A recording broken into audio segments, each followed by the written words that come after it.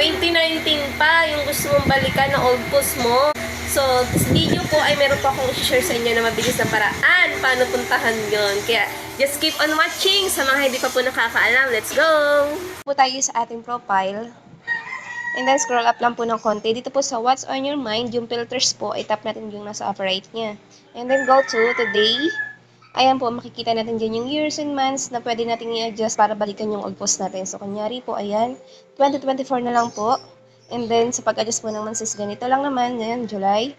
Okay po natin siya. Sa posted by po, mamimili lang kayo dyan kung anong gusto nyo. You, others, or anyone, bahala po kayo. Sa akin po, anyone na lang.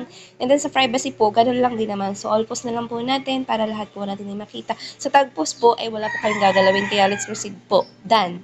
So, check po natin kung nasa 2024 na tayo. So, as you can see, is nasa 2024 na po tayo. Ayan.